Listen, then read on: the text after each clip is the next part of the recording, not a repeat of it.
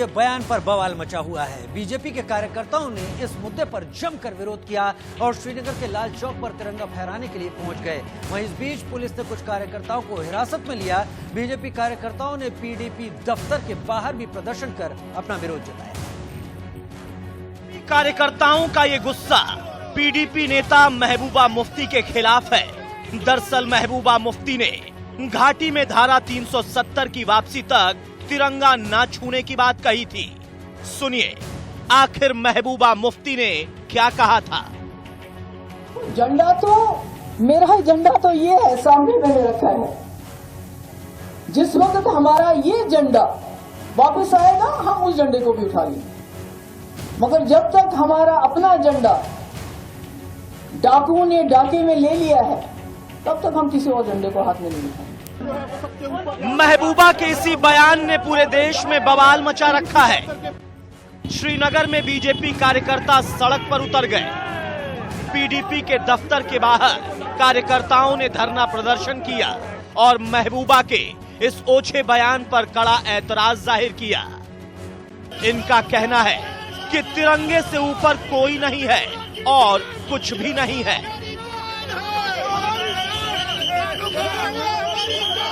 जो विलय हमारा हिंदुस्तान के साथ हो गया था 26 अक्टूबर 1947 में, और हम ये विलय अब जो दिल से माना जाता है। कश्मीरी आज हर एक आप देखेंगे नौजवान जो है वो दिल से चाहता है कि मेरी तरक्की हो जाए। आज मैं पूरे देश को मुबारकबाद देना चाहता हूँ जम्मू कश्मीर की ओर से। आज हमारा एसेशन हुआ था। आज का दिन बड़ा ऐतिहासिक दिन है और जो कुछ विरोधी ताकतें कुछ दिन पहले ये बता रही थी कि यहाँ तिरंगा उठाने के लिए कोई नहीं होगा, ये आज उनके लिए करारा जवाब है। आज हजारों की संख्या में हमारे साथ लोग जुड़े हुए और यहाँ के युवा चाहते हैं कि अपने देश के साथ और उनकी आन बान शान के लिए मर मिटने को तैयार है। महबूबा के बयान के विरोध में बीजेपी कार्यकर्ता श्रीनगर के लाल चौक पर तिरंगा फहराने निकले, लेकिन पुलिस ने उन्हें रास्ते में ही रोक लिया और हिरासत में ले लिया।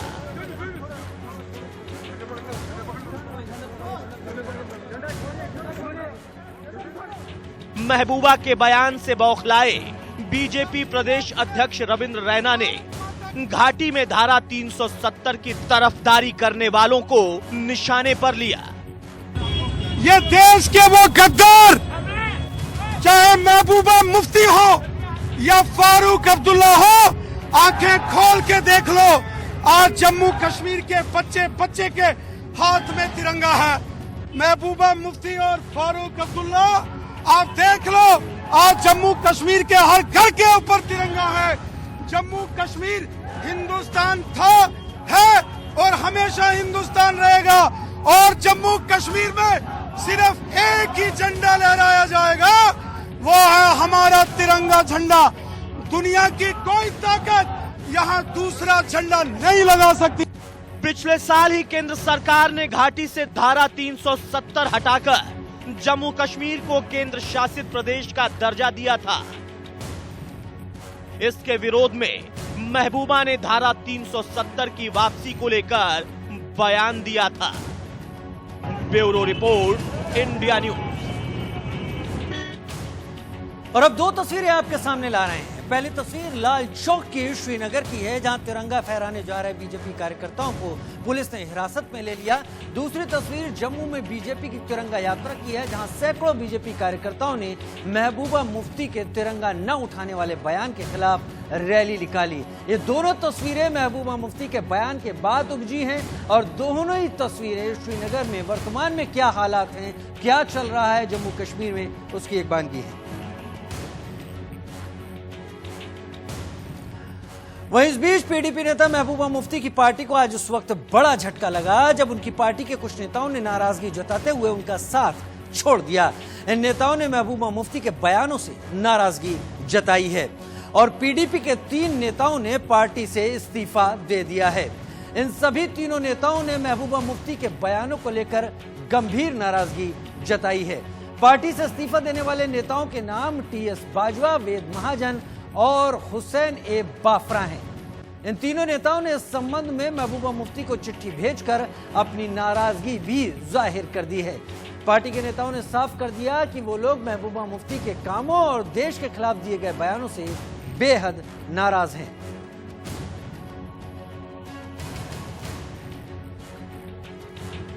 पीडीपी से इस्तीफा देने वाले तीनों नेताओं का साफ कहना है कि राष्ट्रीय झंडे तिरंगे का अपमान कभी बर्दाश्त नहीं किया जा सकता। महबूबा मुफ्ती के बयान से नाराजगी जताते हुए पार्टी से इस्तीफा देने वाले चौधरी अली वफा ने कहा कि वो बंटवारे की राजनीति करना चाहती है। हो गई ये कि आपको आज रिजाइन देना पड़ा क्योंकि आप बहुत पुराने मेंबर हैं पार्टी के और खासतौर पे रीढ़ की हड्डी माने जाते हैं पीडीपी की। पहली बात तो ये है कि we are founder of this party. Otherwise Congress में I was treasurer of the Jammu Kashmir Congress. और जिस समय ये पार्टी बनाई हमने एक अल्टरनेटिव जम्मू कश्मीर के लोगों को दिया।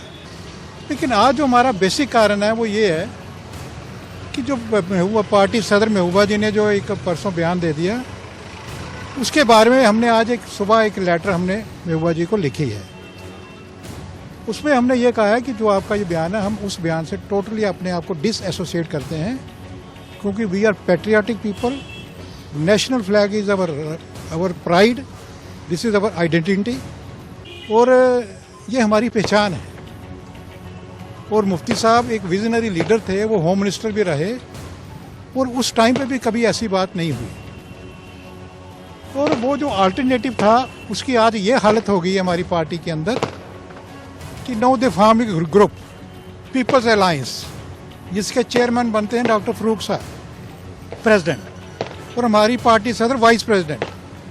No there is no PDP. मतलब जो पीडीपी एक अल्टरनेटिव दिया था वो इन्होंने आज फिनिश कर दिया।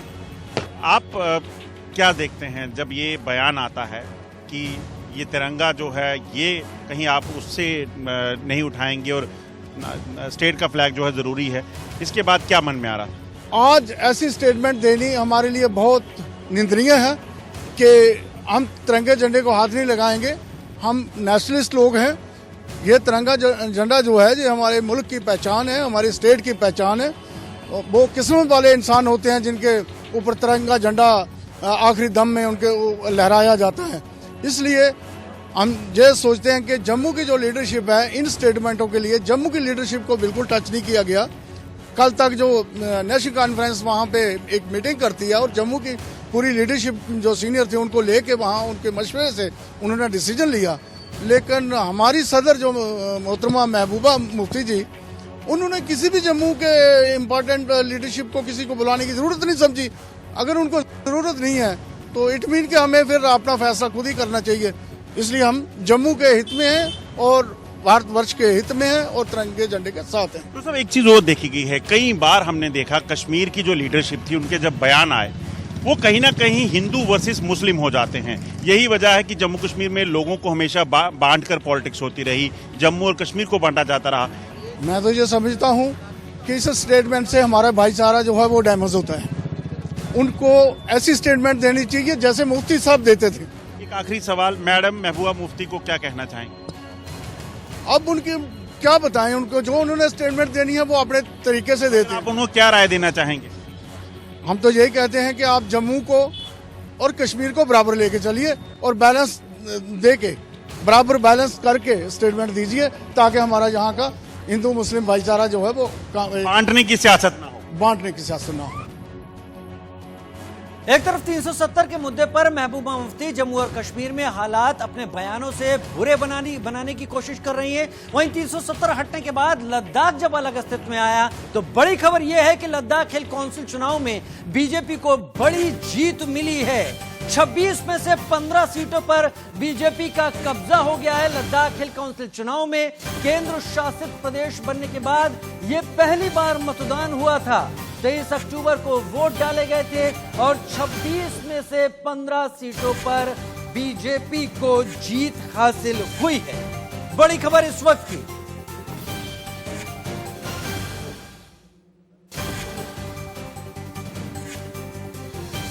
हिल काउंसिल चुनाव में लद्दाख हिल काउंसिल चुनाव में बीजेपी को बम्पर जीत मिली है। 26 में से 15 सीटों पर बीजेपी की जीत हुई है।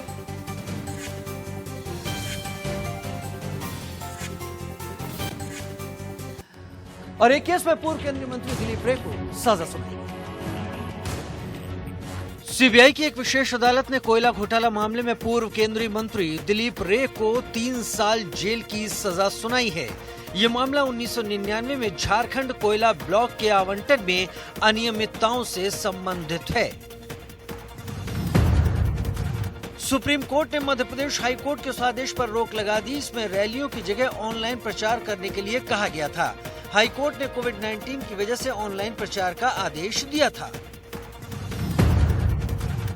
महाराष्ट्र के उप मुख्यमंत्री अजीत पवार ने जानकारी देते हुए बताया कि वो कोविड-19 से संक्रमित हो गए हैं।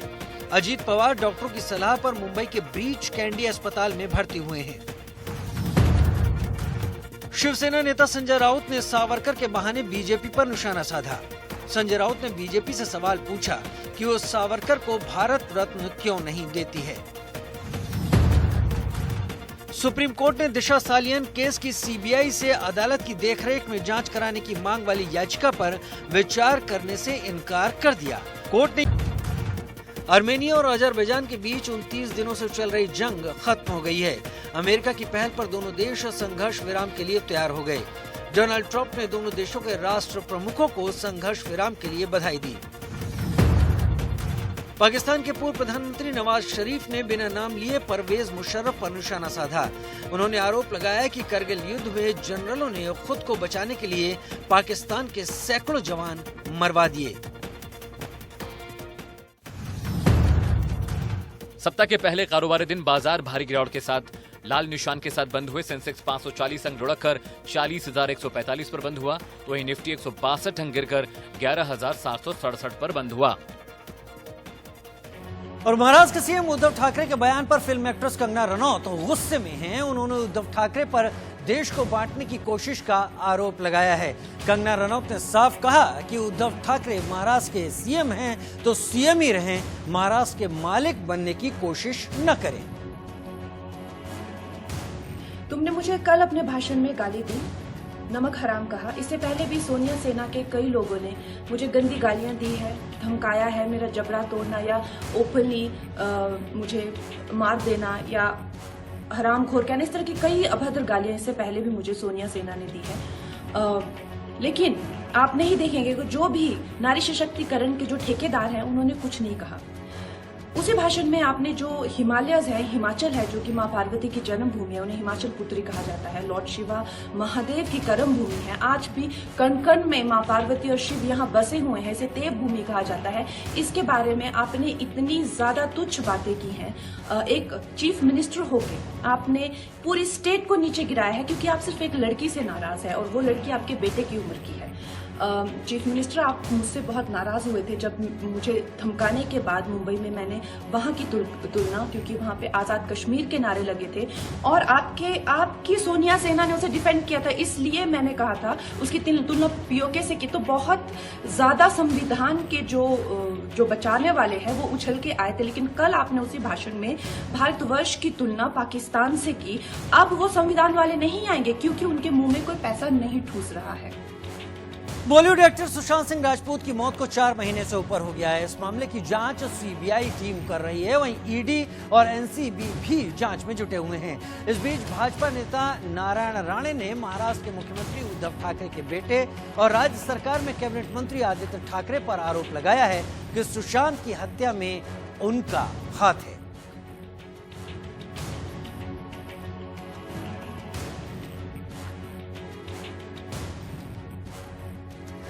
अभिनेत्री पायल घोष केंद्रीय मंत्री रामदास अठावले की पार्टी आरपीआई यानी रिपब्लिकन पार्टी ऑफ इंडिया ए में शामिल हो गई हैं। पायल घोष ने पार्टी प्रमुख और केंद्रीय मंत्री रामदास अठावले की मौजूदगी में पार्टी की सदस्यता ली। उन्हें पार्टी की महिला विंग का उपाध्यक्ष बनाया गया है। पायल घोष मीटू मुहिम के दौरान चर्चा में आई थी। उन्होंने हाल ही में फिल्म डायरेक्टर अनुराग कश्यप पर मीटू का आरोप लगाया था। इस बाबत उन्होंने मुंबई के ओशिवारा पुलिस स्टेशन में मामला भी दर्ज करवाया था। हालांकि उनके इस आरोप का अनुराग कश्यप की तरफ से खंडन किया गया था। और पायल घोष ने आरपीआई पार्टी ज्वाइन कर बाकायदा राजनीति में एंट्री मार दी है और उन्होंने अपना इरादा भी जता दिया है।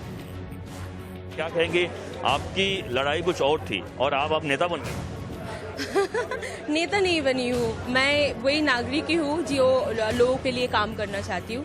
और लड़ाई इसलिए है कि मेरे साथ जो हुआ है और मैंने जो फेस किया है, मैं नहीं चाहती कि कोई और ये फेस करे और उसके साथ कोई खड़ा रहने वाले कोई न हो, क्योंकि हमने देख लिया ना कैसे लोग तुम्हें सच नहीं बोलने देते, तुम्हें सप्रेस करने की कोशिश कर रहे हैं। तो मैं तो अपना लड़ाई लड़ी रही हूँ, उसके साथ अगर किसी और के साथ ऐसा हुआ तो हम उसके साथ खड़े रह के उसको न्याय दिलाने की पूरा कोशिश करेंगे। लेकिन जो आपकी लड़ाई थी, शुरुआत बिल्कुल जाहिर सी बात आपने आवाज उठाया और अच्छी उठाना भी चाहिए, लेकिन वो अभी तक मुकाम उसका जो कहते हैं अंजाम नहीं मिल पाया, और उसके पहले आपने दूसरा दामन के थामने का प्रयास किया, क्या थाम ही लिया है?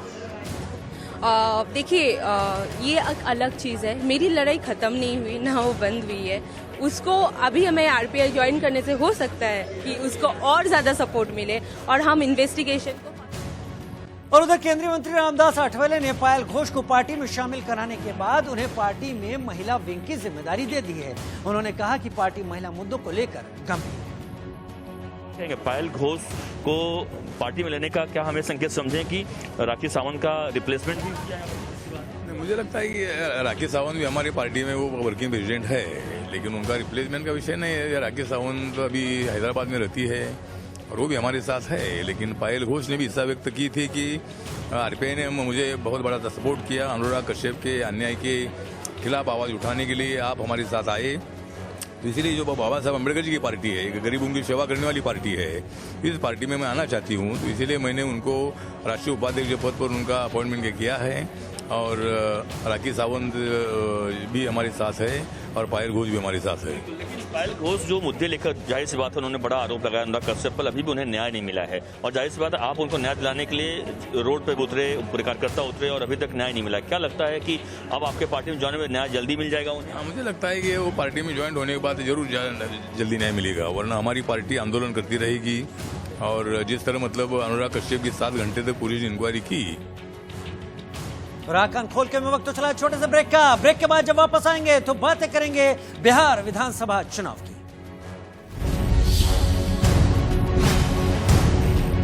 ये प्रचार अभियान थम गया है। बुधवार को राज्य के 16 जिलों की 71 विधानसभा सीटों पर वोट डाले जाएंगे। बुधवार की वोटिंग के साथ ही नीतीश सरकार के 8 मंत्रियों समेत कई दिग्गज नेताओं का राजनीतिक भविष्य ईवीएम में कैद हो जाएगा।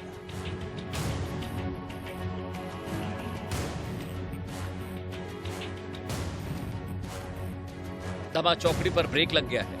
विधानसभा चुनाव के पहले चरण में 71 सीटों के लिए मतदान होना है। पहले चरण में नीतीश सरकार के 8 मंत्रियों के भाग्य का फैसला होगा।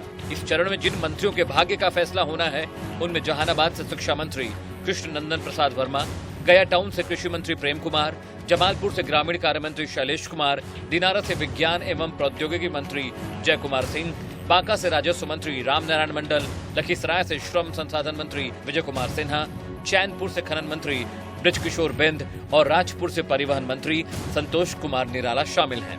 पहले चरण के चुनाव में लालू यादव की पार्टी राष्ट्रीय जनता दल के 42 जबकि सीएम नीतीश कुमार की पार्टी जेडीयू के 35 उम्मीदवार मैदान में हैं। इसके अलावा भाजपा के 29, कांग्रेस के 21, माले के 8, हम के 6 और वीआईपी के 1 प्रत्याशी इस चरण में जोर आजमाइश कर रहे हैं। आरएलएसपी के 43, एलजेपी के 42 और बीएसपी के 27 उम्मीदवार हैं। पहले चरण की वोटिंग वाली इन 71 सीटों में से अभी आरजेडी का 25 सीटों पर कब्जा है, जबकि 23 सीटों पर जेडीयू काबिज है। बीजेपी के पास 13, कांग्रेस के पास 8, जीतन मांझी की हम के पास 1 और माले के पास 1 सीट है। 28 अक्टूबर को 16 जिलों की 71 सीटों पर मतदान के साथ ही पहले चरण की वोटिंग का काम पूरा हो जाएगा और नेताओं का जोर दूसरे चरण के मतदान पर होगा।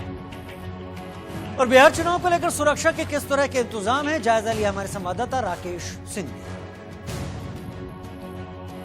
बिहार और झारखंड के बॉर्डर पर ये देख सकते हैं कि 28 तारीख को बिहार में प्रथम चरण के विधानसभा चुनाव होना है, और ये देख सकते हैं कि जो बिहार पुलिस है वो सभी गाड़ियों को रोककर ये वाहन चेकिंग की जा रही है, जो चुनाव आयोग के निर्देश है और कानून व्यवस्था बनाए रखने के। देखिए आप यहाँ पर देख सकते हैं कि पूरी चेकिंग यहाँ पर की जा रही है, क्योंकि ये बिहार और झारखंड का सीमा है। कुटुंबा विधानसभा क्षेत्र ये आता है और यहाँ पर ऐसे ही सभी वाहनों को रोका जा रहा है और उसकी पूरी तौर पर सामान की तलाशी ली जा रही है। ये हमारे साथ यहाँ पर देख सकते हैं गाड़ी की तलाशी ले ली गई और हमारे साथ बीएनसी साहब हैं इंस्पेक्टर। ये बताइए तलाशी क्या है? लगातार चल रही है, यहाँ पे लगातार चल रही है। छोटी गाड़ी और बड़ी गाड़ी दोनों का चल रहा है। जो भी बाइक 2 व्हीलर है उनका भी चल रहा है। यहाँ पर देख सकते हैं कि पूरी तौर पर चेकिंग की जा रही है और किसी तरह का जो न कोई यहाँ से 50,000 से ज्यादा रुपए कोई नहीं ले जा सकता। साथ ही साथ आर्म्स एंड अम्युनिशन कोई लेकर नहीं जा रहा है, इसकी चेकिंग की जा रही है। तो यहाँ पर साफ तौर पर देख सकते हैं कि प्रथम चरण के चुनाव को लेकर जो प्रशासन है, पुलिस प्रशासन, उसने पूरी तैयारी कर ली है और पूरी तौर पर सख्ती बरती जा रही है। आप यहाँ पर देखिए एक और यहाँ पर कार को रोका गया है और इसकी चेकिंग की जा रही है। तो साफ तौर पर समझा जा सकता है कि जो प्रशासन है, पुलिस प्रशासन, किसी तरह से कोताही नहीं बरतना चाहता। Rakesh Kumar Singh, India news, Bihar Jharkhand border. Bihar चुनाव में पहले चरण के प्रचार के आखिरी दिन तेजस्वी यादव ने महंगाई के बाद जाति का भी कार्ड खेला। उन्होंने महंगाई पर जहां सरकार को लेकर सवाल पूछे, वहीं जाति कार्ड खेलते हुए गरीबों को अपने पक्ष में लामबंद करने की भी कोशिश की। उधर बीजेपी ने आरजेडी के रोजगार दिलाने के वायदे को झांसा करार दिया है। वहीं जन अधिकार पार्टी के पप्पू यादव ने सीएम नीतीश कुमार पर निशाना साधा। रैली में भीड़ देखकर गदगद है, इससे उनका जोश आई है। उन्होंने महंगाई की बात उठाते हुए चुनाव प्रचार में आलू प्याज की एंट्री भी करवा दी। तेजस्वी ने रैली में प्याज की माला लिए सरकार पर कई सवाल दागे। ये प्याज का माला बीजेपी के लोग पहन के घूमते थे। ये आप देखिए, अब इसका आंकड़ा जो है तकरीबन 100 रुपए के भी करीब पहुंचने वाला है। मतलब महंगाई प्याज जो है सेंचुरी मारने वाली है। आप बताइए, रोजगार नहीं है, नौकरी नहीं है, लोगों के खाने के लाले पड़े हैं, भुखमरी बढ़ी हुई है, महंगाई इतनी चरम सीमा पर पहुंच गई है कि छोटे मोटे जितने व्यवसायी थे इस कोरोना काल में, नोटबंदी के समय, सब लोग जो है व्यापारी तंग हो चुके हैं, तबाह हो चुके हैं और गरीबी बिहार में और बढ़ती जा रही है। तेजस्वी यही नहीं रुके, महंगाई के दांव के बाद उन्होंने जाति का कार्ड भी खेला। उन्होंने कहा कि लालू के जमाने में गरीब लोग राजपूतों के सामने सीना तान कर चलते थे। अरे लालू जी का जब राज था तो गरीब सीना तान के बाबू साहब, लेकिन सब लोगों को हम साथ लेंगे। जो काम करेगा कर्मचारी सम्मान मिलेगा, जो गलत काम करेगा सजा मिलेगा। सब लोगों को साथ लेके चलना है ना। बीजेपी के अध्यक्ष जेपी नड्डा औरंगाबाद की रैली में आरजेडी पर खूब बरसे। लालू यादव के जमाने में जंगल राज के दिन याद दिलाए। साथ ही कहा, आरजेडी वाले लोगों को झांसा दे रहे हैं, वो कभी नौकरी नहीं देंगे। बिहार की धरती पर 15 साल पहले कोई चुनाव लड़ने आता था तो वो क्या भाषण देता था? वो भाषण देता था कि हम ई जात बा, ऊ जात बा, हम गंगा के ही पार बा, हम गंगा। नड्डा ने माले के साथ गठबंधन के लिए भी आरजेडी और कांग्रेस की आलोचना की। उधर जन अधिकार पार्टी के अध्यक्ष पप्पू यादव ने नीतीश कुमार पर निशाना साधा। उन्होंने जनता से आह्वान किया कि नीतीश को दोबारा सत्ता में आने का मौका न दें। 30 साल में जो जो लोग लूटा है वो लोग भी जेल जाएंगे, एक आदमी जेल थोड़ी न जाएंगे। सर, चुनावी आप किसी एक व्यक्ति पर, सिर्फ आप एक व्यक्ति पर आरोप नहीं ना लगा सकते हैं, सब मिल करके न लूटा है। नीतीश कुमार जी उस सरकार के मुखिया हैं, निश्चित रूप से नीतीश कुमार जी उसके जिम्मेदार हैं, लेकिन मैं बहुत क्लियर हूं कि नीतीश कुमार से ज्यादा उसके मंत्रिमंडल ने पूरा लूटा है, वो सब जेल जाए। वोटरों को लुभाने के लिए सभी दलों की ओर से तमाम कोशिशें की जा रही हैं, लेकिन जनता अपना फैसला 10 नवंबर को ही सुनाएगी। एलजेपी नेता चिराग पासवान एक ऐसा नेता जो बहुत कम समय में काफी तेजी से बिहार की राजनीति में उभरा है। उनके रैलियों में काफी भीड़ जुट रही है। बिहार फर्स्ट, बिहारी फर्स्ट का उनका नारा खासकर युवाओं को काफी आकर्षित कर रहा है। बिहार की राजनीति में चिराग बड़ी मजबूती के साथ उभर रहे हैं, तो इसके पीछे उनका खुद पर भरोसा भी दिख रहा है। चिराग पासवान ने बिहार विधानसभा चुनाव में एनडीए से हटकर अपनी अलग राह पकड़ ली है। चिराग पासवान अपनी रैलियों में मुख्यमंत्री नीतीश कुमार को सीधे चुनौती देते हैं। इतना ही नहीं, वोटरों से सीधे और साफ शब्दों में कह रहे हैं कि नीतीश जीतेंगे तो बिहार हार जाएगा, बिहार का युवा हार जाएगा। चिराग लोगों को नीतीश को वोट नहीं करने की अपील कर रहे हैं। ऐसा वो कर पा रहे हैं तो निश्चित ही इसके पीछे उनका खुद पर भरोसा है, और ये भरोसा उनकी रैलियों में लोगों की भीड़ के रूप में दिखता भी है। लोग चिराग पासवान को बिहार के भावी नेता के रूप में देख भी रहे हैं।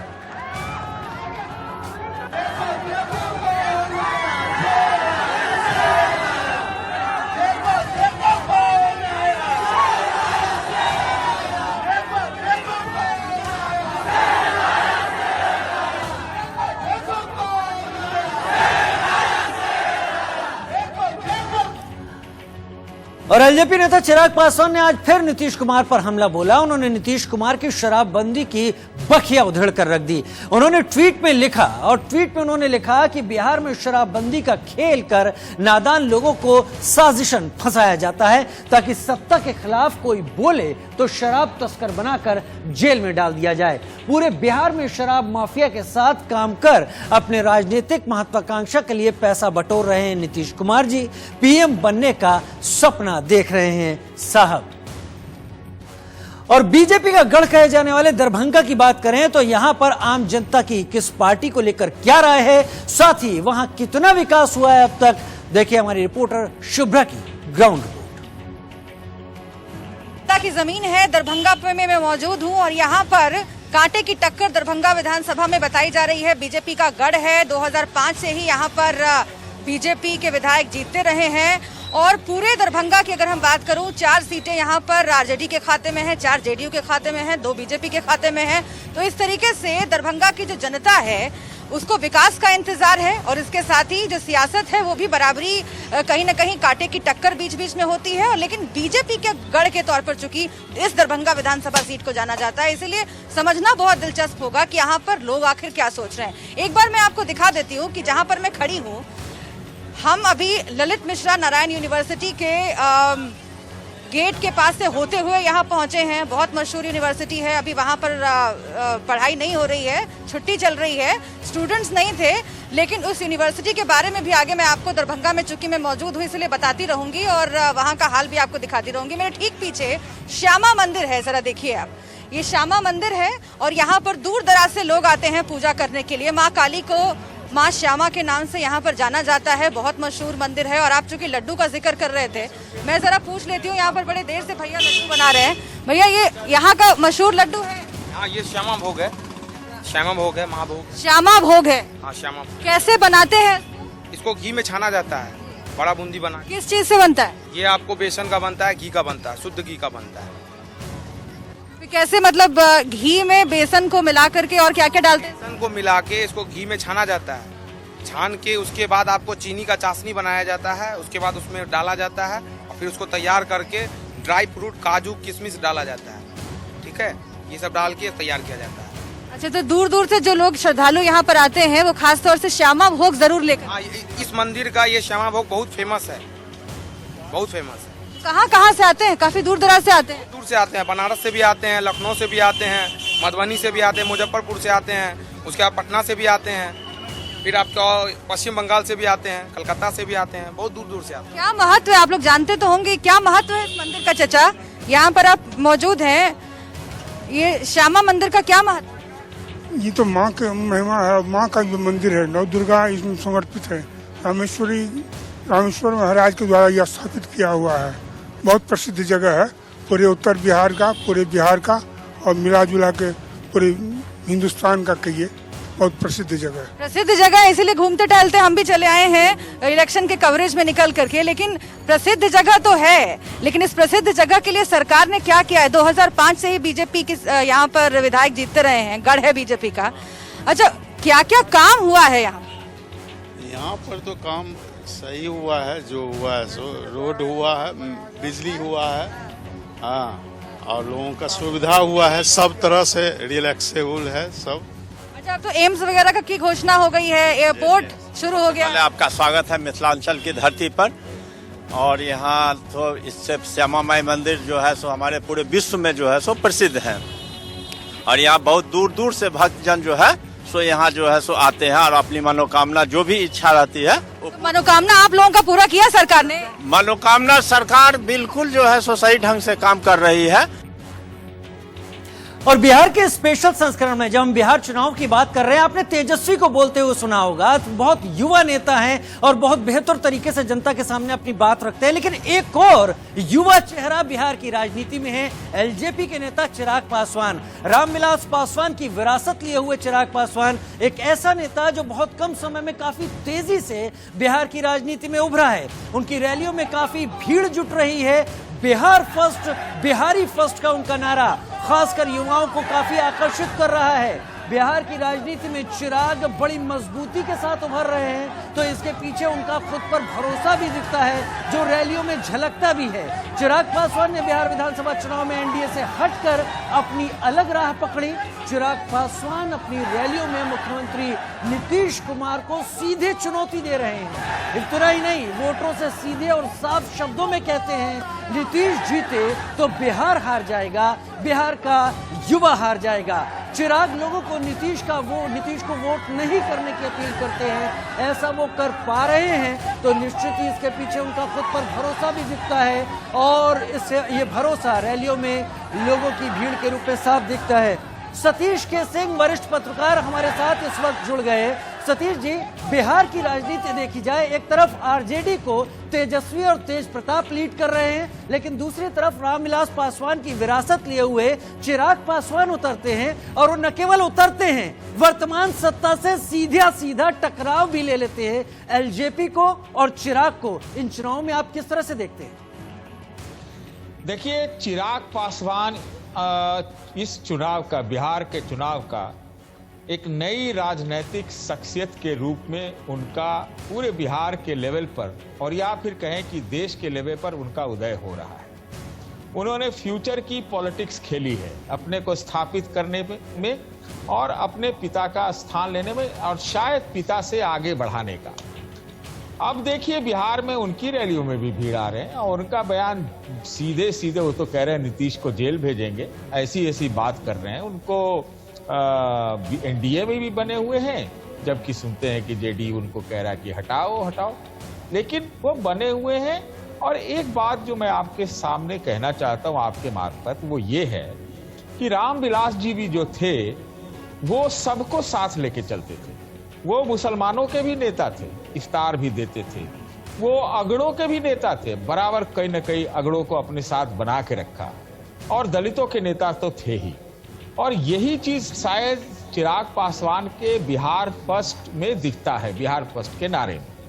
तो लगता यही है कि वो तो अगर नीतीश के खिलाफ आवाज उठाने वाला वो पहला आदमी है, शायद उसको शायद तेजस्वी कैश कर रहे हो, ये हो सकता है। लेकिन अगर आप देखिए, हाँ, इन्होंने 137 सीट भी खड़ा कर दिए, 137 है शायद जी। तो जैसे इनके पास 6 सीटें हैं, 6 लोकसभा सीटें हैं, तो मैं मान के चल रहा हूं, और कुछ बीजेपी से इन्होंने कैंडिडेट लिए, तो मैं मानता हूं कि कम से कम 2 कैंडिडेट तो इनके पर लोकसभा जीतेंगे, तो 12 ये हो गए, और 5-6 हैवीवेट बाएं दाएं से लेकर के इन्होंने कैंडिडेट खड़ा किए हैं, तो इनकी संख्या 15, 17, 18, 19, 20 कुछ भी हो सकती है। जी सतीश जी, आंकड़ों के लिहाज से आप तो लगातार नजर बनाए हुए हैं, लेकिन आंकड़ों के लिहाज से हम बात करेंगे। चलिए, मैं इसी के दूसरा सवाल आपके सामने रखना चाहता हूं। चिराग पासवान बहुत बेहतर तरीके से इस बात को खेल गए हैं कि उन्होंने प्रधानमंत्री से अपनी नजदीकी लगातार जाहिर की हुई है। क्या वो खुद को जेडीयू का एक रिप्लेसमेंट के तौर पर पेश करने की तैयारी में है इन चुनावों के बाद जो समय आएगा?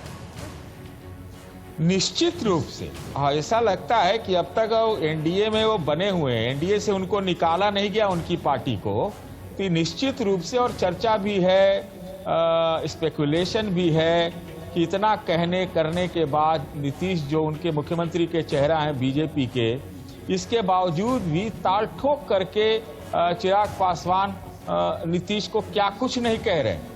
तो इसके बावजूद अगर बने हुए हैं तो चाहे बिहार की पोस्ट इलेक्टोरल अरिथमेटिक रहे उसमें उनकी भूमिका होगी और मुझे लगता है कि दिल्ली में भी भूमिका होगी।